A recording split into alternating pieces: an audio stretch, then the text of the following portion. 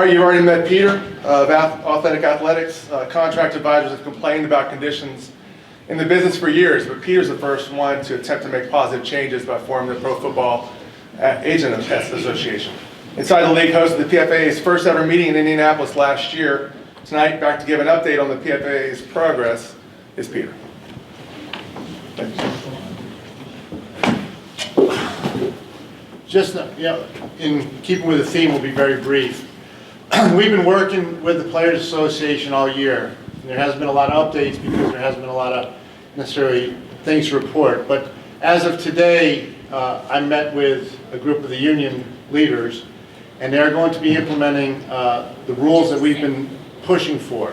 The rules against inducements, capping inducements, publicizing SRA terms, marketing guarantees, advances, and also allowing the agents to have a seat at the table for all future regulations as it pertains to agents. Now, we will not have a vote, but at least before someone's going to pass something, at least they're going to look for our input. So therefore, now it's incumbent upon all agents to do things, as Ray says, with integrity. It's now going to be, sort of by the rules. And you have to, like we talked about last year, if you're in a room and someone's offering $50,000, that doesn't mean you have to do it. All right? No, not only are we going to have rules, but stand up for your conviction. Understand your value. When Ray says, we do work hard, 24 hours a day, 365 days a year.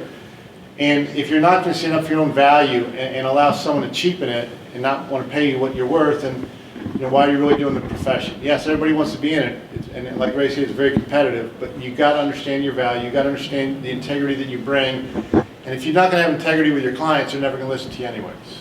So we are going to have these regulations, we're drafting them up right now, and there's going to be passed at the player rep meetings in 2 weeks in Florida. And so to that extent, we think we've made some progress finally that's going to help keep some sanity in this business. It's not going to mean you can't, we're still working on how much money, what's an inducement, what is a proper inducement, how much you can give to a player in terms of training, stipends and that stuff, but it's all going to be with the idea that players should make a decision based on professional representation on the criteria such, crazy ideas like competence, passion, relationships, knowledge, intelligence, education, those crazy concepts. But that's what we're trying to get the business back to. So with that, if anybody's got any questions, if not, we can move on with the program. All right, so we have made progress, and it's our fault for not having more contact, but we didn't want to burden or slow down the process by putting stuff out there. Yes, sir? Is there any penalty set if someone breaks the inducements? The way it's going to be framed is it won't be penalties, but that agents, or at least the concept that's on the table now, is that you will only be able to recover a certain amount. So now, if it's an illegal inducement, which would be prior to a player's eligibility expiring, then that's still going to be covered by card and by the NFLPA regs. If it's an inducement when a player's eligibility expires over a certain amount of money, then you will not be able to recover. So if, let's say, the number is $50,000, nothing's going to stop you at that point when it's legal to give a player $200,000. But if the player terminates you, you're only going to be able to recover whatever the amount is.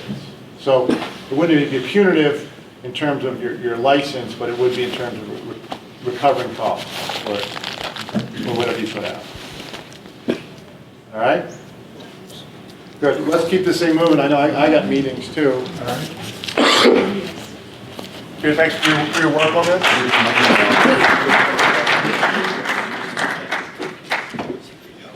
And I would add that Peter's interests are my interests. I think anyone in the industry, especially, I think Peter kind of alluded to the fact that agents are considered to be the scourge of the business. It's not true. It's really, really, really not true. And I kind of stand with everyone in the PFAA, hoping to improve conditions so that we can make this a viable business model again.